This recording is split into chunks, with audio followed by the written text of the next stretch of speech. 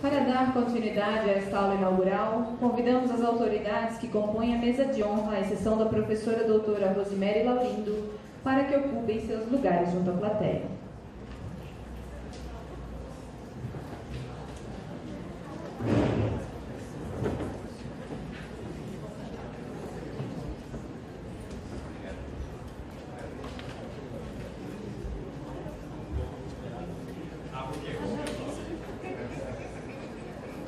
A programação desta aula inaugural, também denominada Aula Magna do curso de jornalismo, será composta de 3 momentos.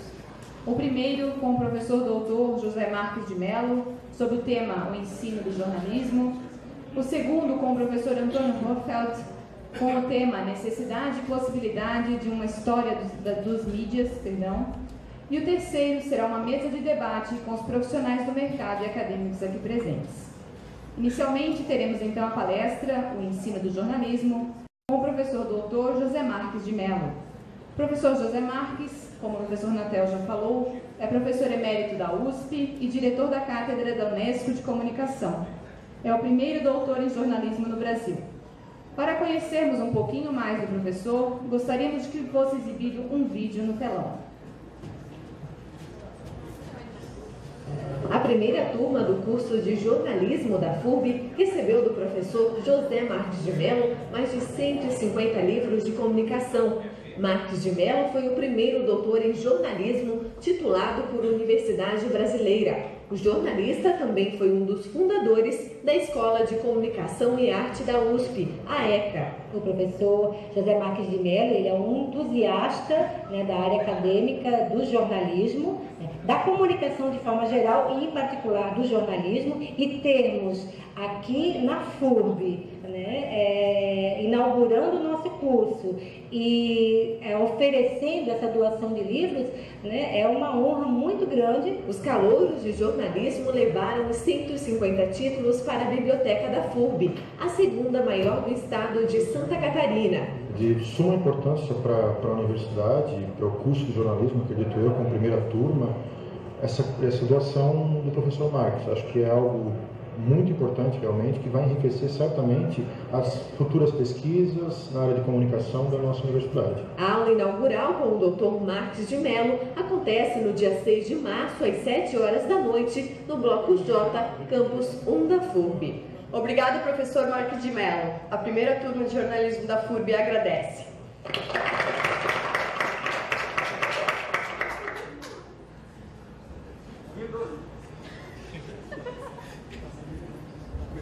Passamos então a palavra ao nosso primeiro palestrante da noite, professor doutor José Marques de Mello.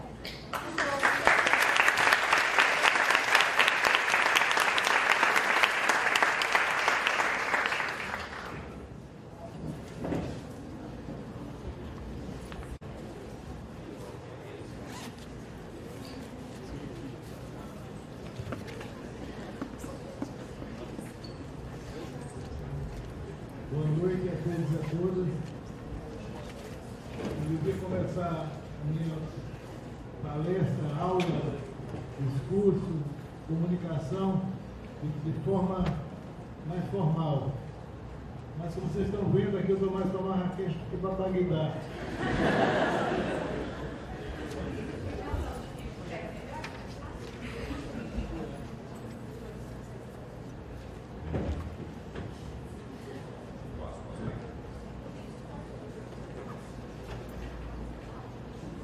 Muito bem, então. Tá bom.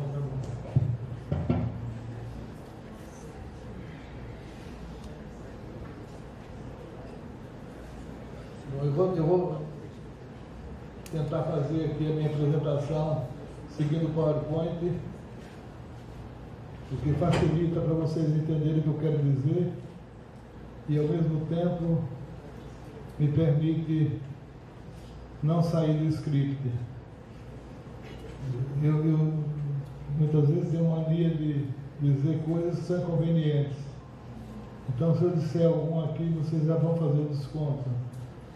Como o nosso reitor é neurologista, ele sabe que eu tenho um inimigo que está dificultando meus passos, que é o Dr. Parkinson. Então, vou fazer de conta que ele não existe, fica do lado de fora.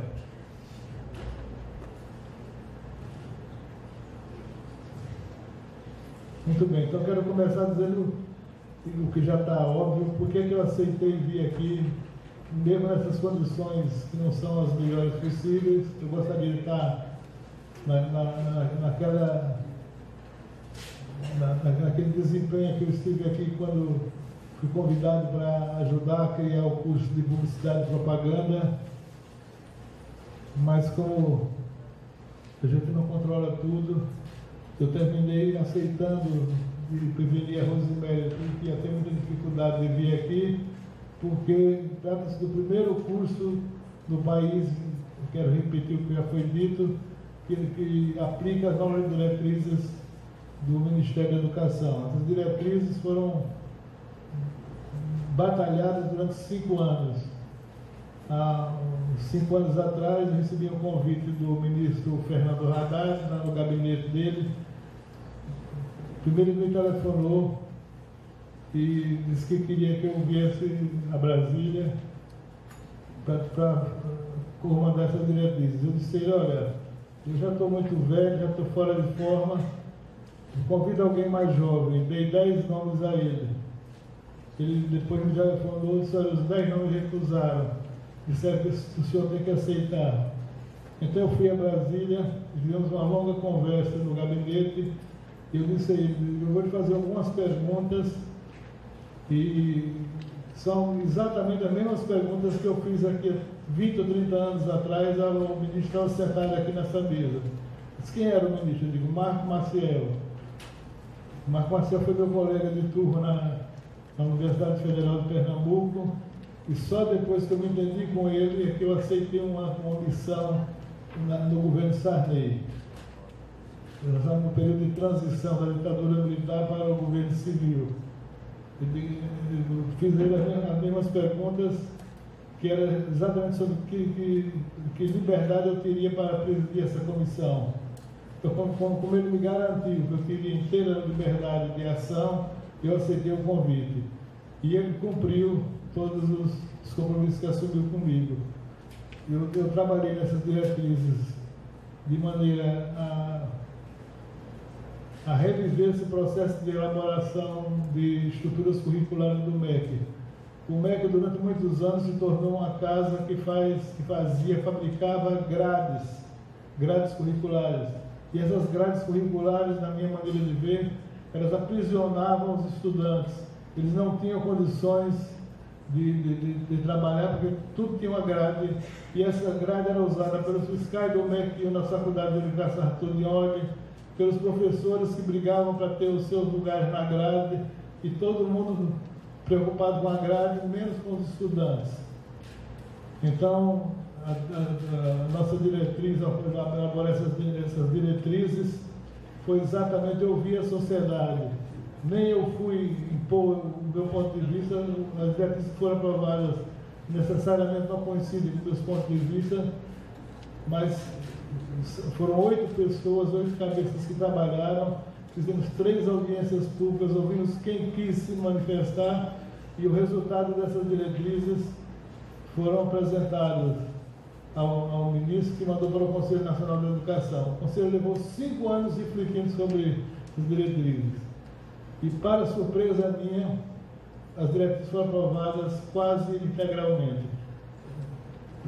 Eu já veio aqui dar o sinal de que eu estou falando demais. Eu entendo. Bom, então, com as diretrizes estão... E um detalhe, eu não fui como presidente da comissão nenhuma vez ao CNE falar com nenhum, não sei quem eram os conselheiros, não fiz pressão nenhuma. Se sair, saiu. Se não saiu, mais uma vez mostra que nós gostamos de fazer grade no Brasil para aprisionar as pessoas. Então, as diretrizes foram aprovadas, eu diria, com 90%, e exatamente nós deixamos algumas casquinhas de banana, porque as figuras que dão, às vezes, parecer nesses processos gostam de contrariar, então contrariaram em 10% que não fizeram falta. Então vocês vão ter a oportunidade, os caros alunos que estão na primeira turma, de experimentar uma primeira experiência de acabar com as grades que aprisionam os alunos e professores nas estruturas curriculares. Então a nossa filosofia é essa. Eu já vou parar, vou seguir aqui o PowerPoint, senão eu não saio daqui hoje. Eu tenho mania de fazer como Fidel Castro. Quando começa a falar, falo 2 dias seguidos. Então, essa aqui. O Antônio já cansou aqui, já. Não, eu vou pagar depois para você com agrado.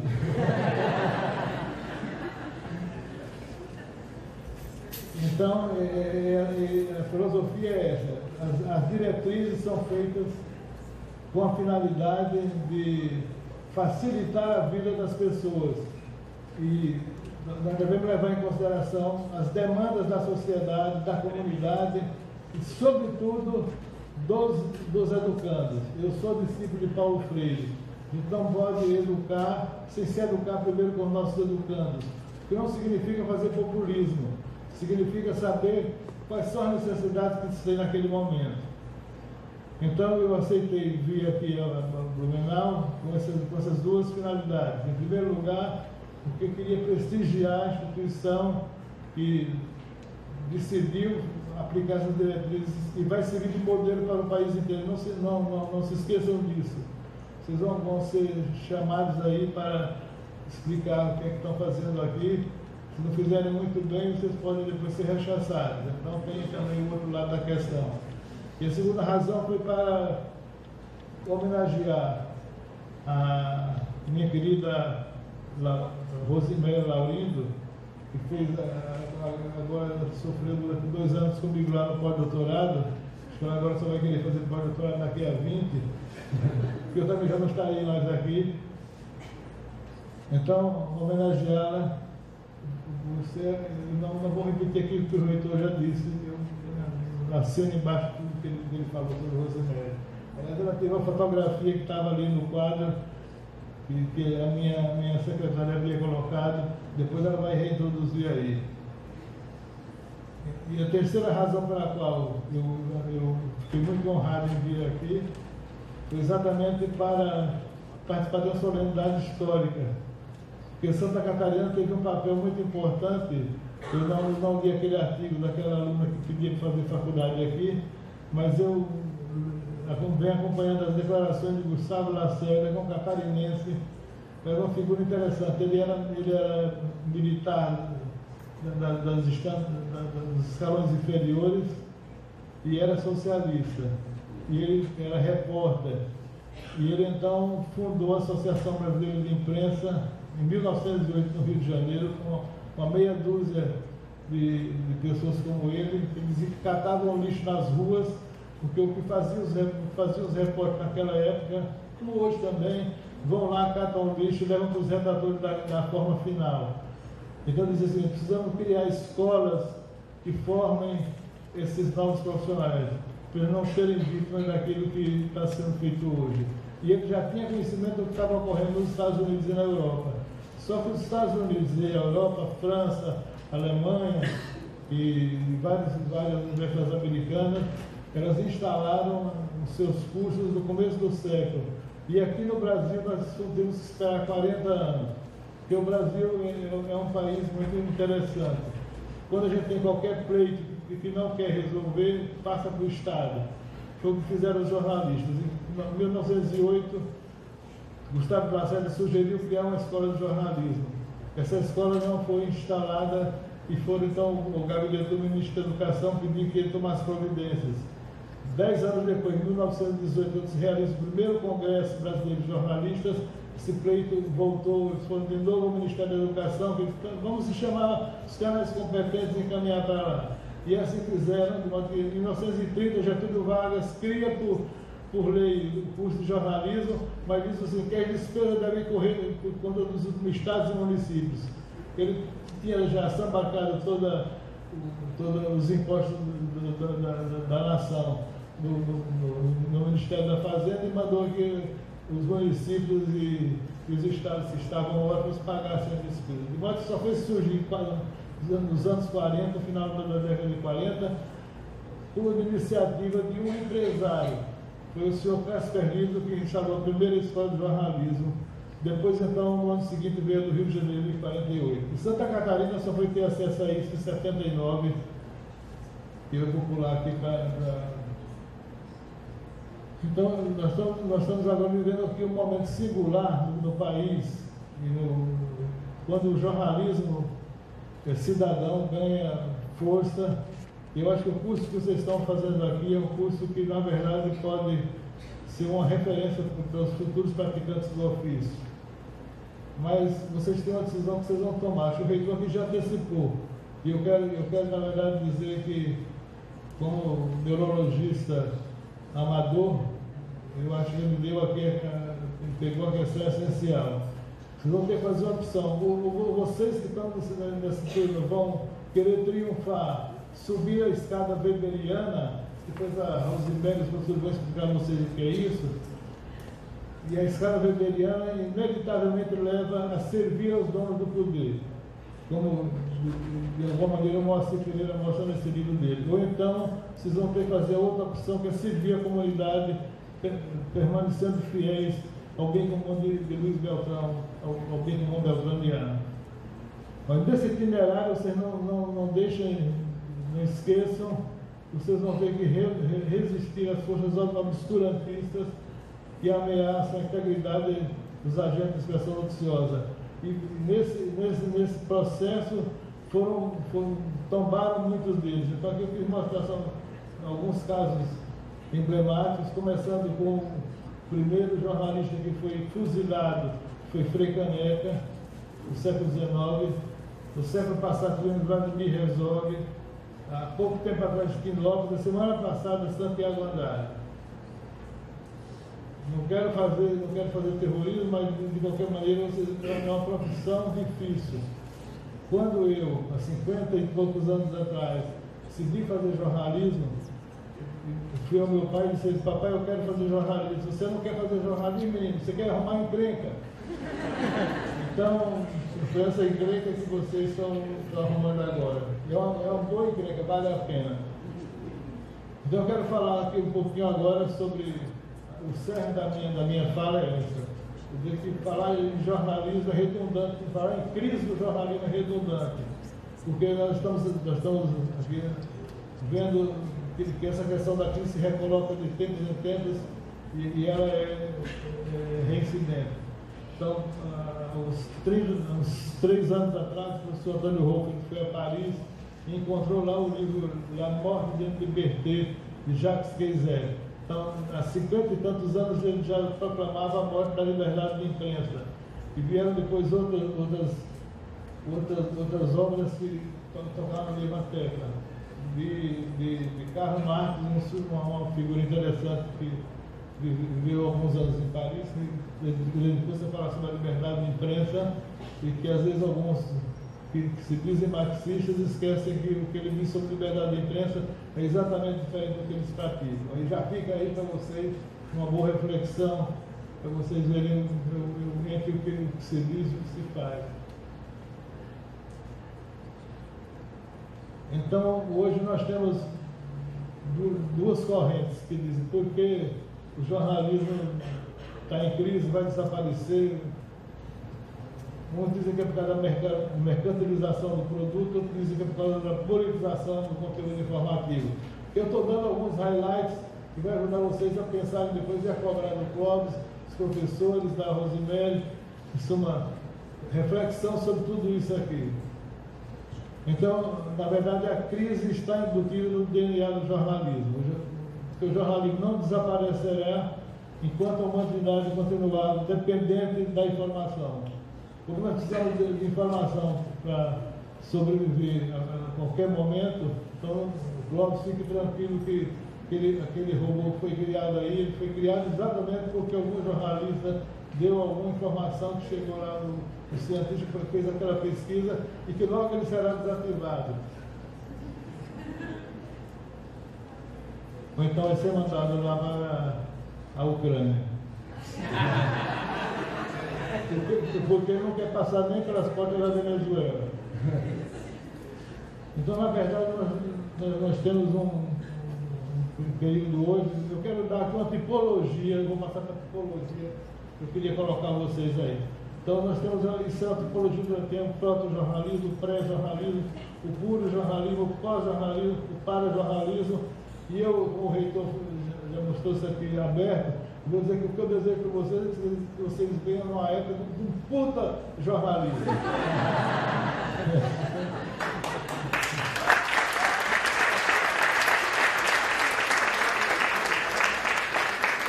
E como eu não sou o Papa, vou depois precisar esclarecer melhor isso aí. Então, o próprio jornalismo é aquele período que nós chamamos da fase rústica, que vai passar da barbárie à civilização. Então, ele pode ser, primeiro, como estudou Fábio Ferreira, sobre os repórteres do Brasil pré-colonial, passando por Carlos Rizzini, que disse que isso aqui é um jornalismo pictográfico, e Luiz Beltrão, que deu a melhor denominação, que é folk jornalismo. Depois o Antônio vai aproveitar para contar um pouquinho o livro que ele está editando lá na PUC do Rio Grande do Sul, sobre folk jornalismo. O pré-jornalismo é aquele período marcado pelas grandes navegações, quando as informações que estão circulando saem das aldeias e vão chegar às cidades, aos burgos. Aquilo que Carlos Rizzini chamou de jornalismo antes da tipografia.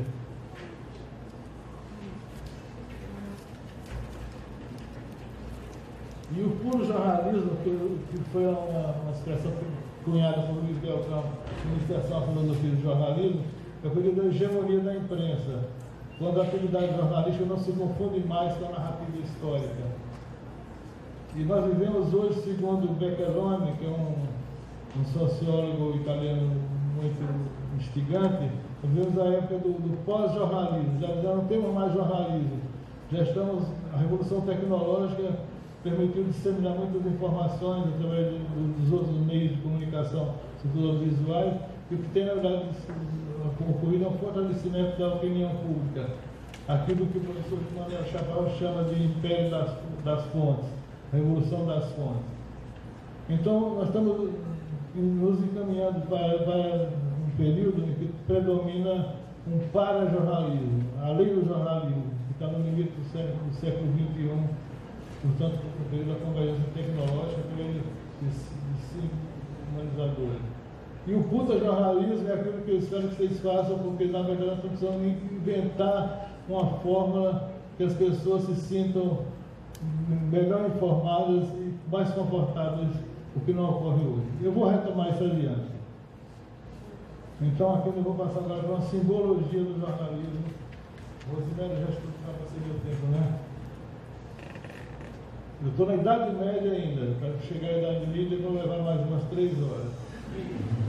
Mas vamos correr.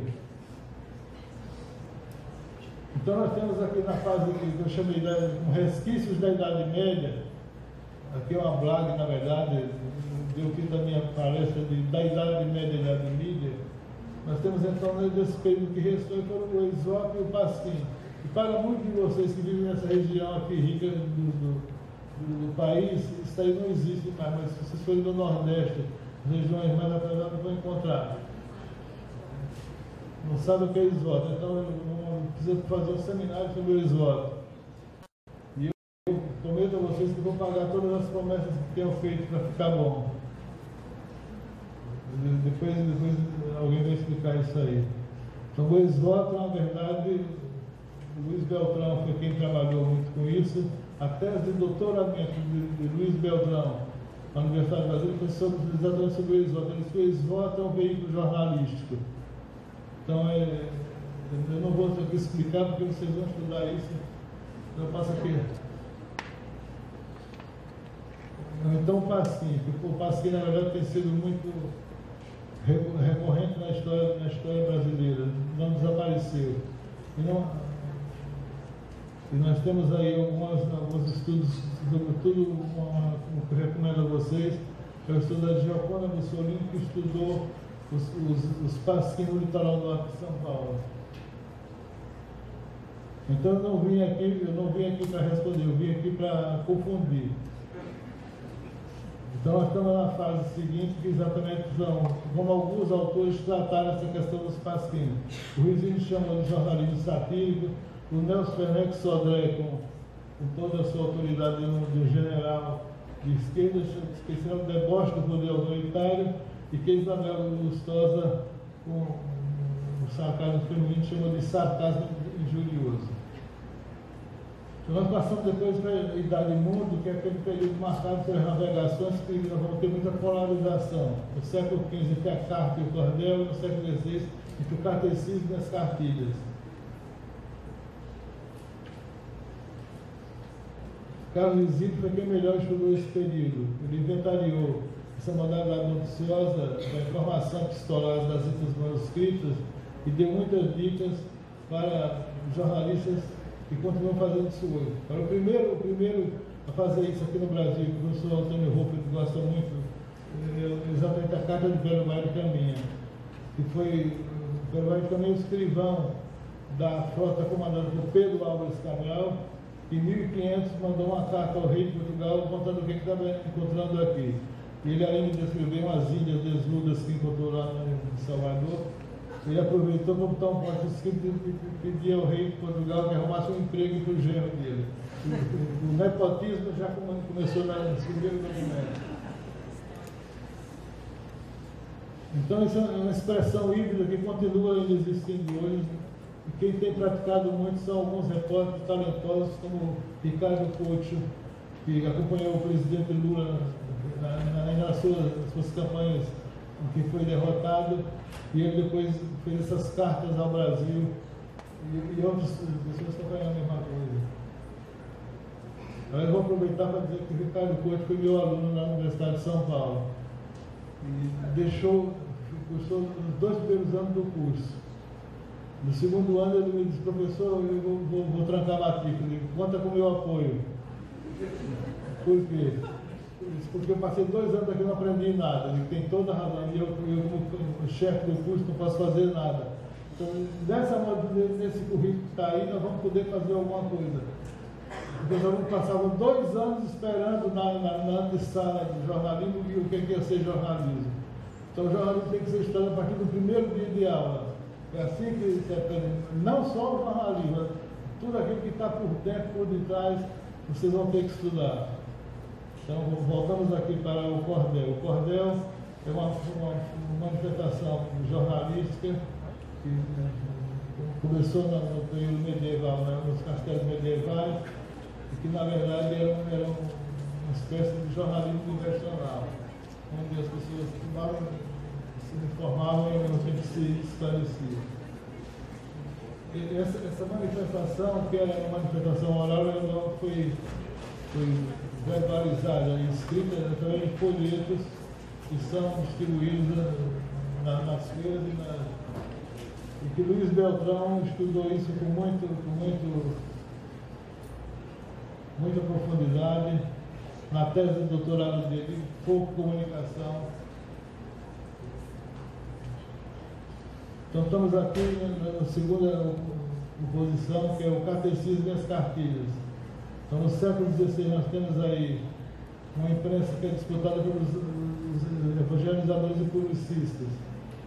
Então, a igreja católica foi a primeira a usar isso, foi para fazer proselitismo, os catecismos.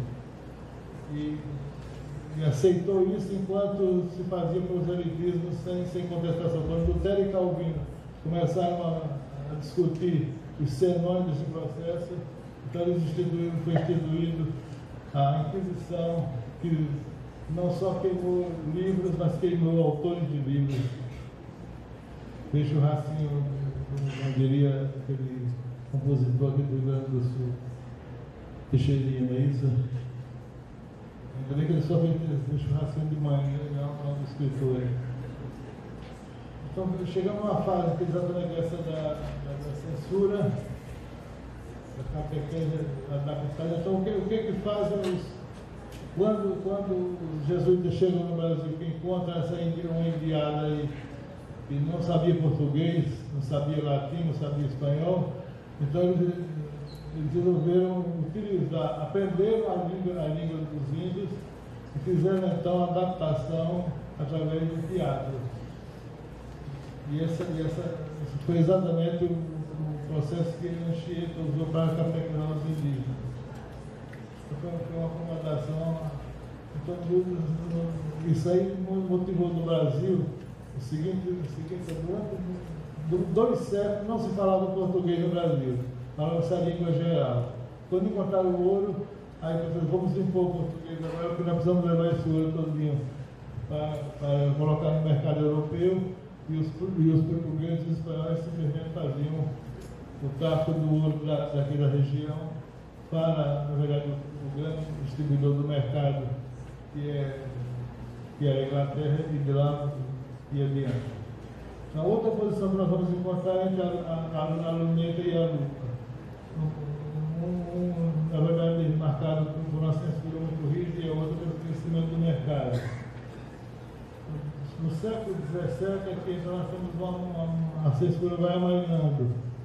E, em grande parte, ela vai amanhando porque um poeta chamado John Milton, ele vai ao parlamento inglês e faz uma peroração. Depois vocês vão ver isso no Aurélio, no dicionário, que é perorar. E vai, então, obter as primeiras possibilidades de exercício da informação na imprensa com liberdade. É aí, então, que começa o gênero informativo a ter maior difusão. E vocês vão ver que a Rosemary, quando estiver dando o seu curso sobre gênero de jornalismo, vai trabalhar muito com essa oposição entre informação, opinião, interpretação e outras conceitos massas. Aqui eu vou pular essa parte aqui, senão ficaria aqui 3 dias só falando do Tobias Poisser, dos relatos jornalísticos que vocês vão ter que estudar. Bom, chegamos aqui no século das revoluções. Que gosta, nós todos jovens gostamos muito disso, que é a afirmação dos jornais diários em várias cidades europeias, foi dando consistência ao jornalismo e credibilidade aos jornalistas. Aí então vem a oposição entre periódico e panfleto. Os panfletos que circularam durante muito tempo terminaram cedendo lugar aos periódicos. E aí nós temos essas duas grandes oposições realmente confrontadas. De um lado, a teoria do espelho, de outro lado, a teoria da escada. Dizia Walter Lippmann, adepto da teoria do espelho, que os jornais refletem a sociedade. E aí, o senhor Max Weber, estudando o jornalismo na Alemanha daquela época, disse assim, na verdade, parece que a sociedade é assim, porque os jornalistas sobem a escada para servir aos donos do poder. Então nós estamos numa fase, e aqui eu já vou dizer que estou perto de terminar, estou vendo aí que muita gente está saindo, achou que isso aqui é uma grade que está aprisionando, esse velhinho chato aí está falando mais da conta, na questão do jornalismo popular, que é isso que, na verdade, nos está preocupando hoje. Precisamos fazer um jornalismo popular. Ou seja, a imprensa ainda tem muito que fazer nesse país, porque quando dizem que são os computadores, são as máquinas audiovisuais, etc. Não há nada disso. Enquanto a civilização não passa pela imprensa, pela leitura, nós não temos ser civilizados. Tem pessoas que são capazes de ver automaticamente imagens que sucedem na televisão, na internet, ouvir mensagem no rádio, mas não compreendem. Então, é aqui no jornalismo impresso que nós precisamos passar ainda. Então nós precisamos chegar àquela segunda fase do método Paulo Freire. E como talvez vocês não saibam, Paulo Freire já conseguiu realizar a primeira parte do seu método, que era ensinar os adultos analfabetos a ler. E não ensinou a ler o mundo. E é isso que nós estamos precisando fazer.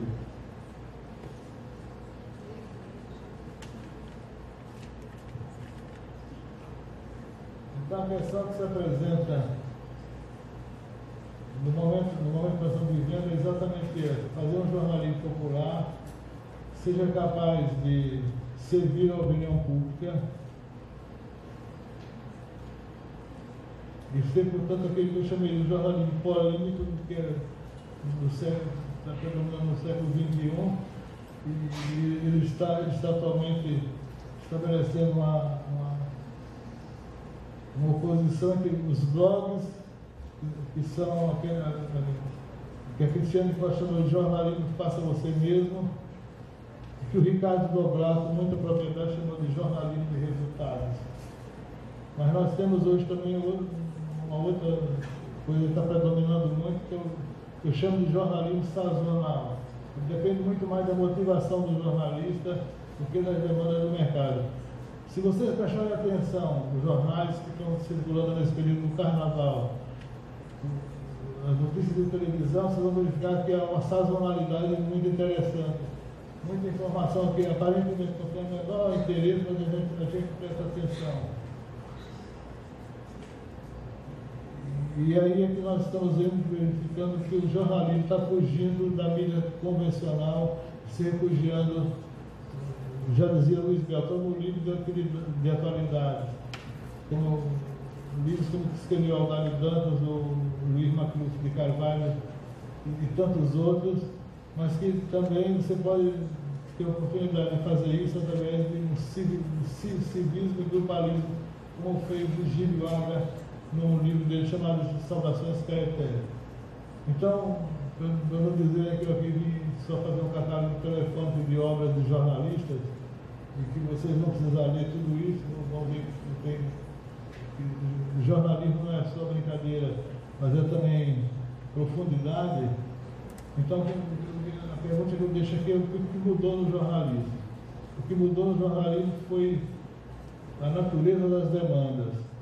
Além do arroz com feijão, que são as notícias e comentários, os novos cidadãos reclamam explicação de fatos, que é interpretação, e querem valores agregados, que é divertimento e utilidade. Não é só informar, opinar, interpretar, é também relaxar um pouco, porque, afinal de contas, todos somos humanos e queremos também um pouquinho de divertimento. Então, o jornalismo adquiriu maior complexidade, principalmente em função da convergência midiática das transformações da sociedade. E não podemos continuar com o jornalismo cifrado. E aqui eu estou transcrevendo uma frase de alguém que tem muita importância no país, que é o dono de uma empresa jornalística. O dono, evidentemente, é herdou do pai, mas de qualquer maneira quem manda lá, que é Otávio Frias Filho. É interessante o que ele diz nessa frase: nós fazemos um jornalismo muito cifrado, usamos o mesmo repertório, e é verdade que infelizmente pouco sabemos do leitor real do que ele quer. E o que acontece é que há uma distância abissal entre o que oferecemos e o que deveria ser oferecido. É esse o grande desafio que nós devemos ter aqui num curso como esse. Ou seja, tratar de alimentar esses povos subinformados, subalimentados, como chamava Eleazar Dias Angel, no livro dele chamado Pueblos Subinformados. Em suma, nós precisamos romper com a servidão intelectual, que é romper aquilo que tem nos mantido condenado a mimetizar padrões estéticos que vêm de fora e de costas para o legado das gerações que nos precederam, de costas para Gustavo de Lacerda. Muito obrigado, desculpe as más calças da minha, mas eu espero se melhorar o Ministério Público me der um pouco mais de folga, voltar aqui com os meus velhos tempos. Muito obrigado.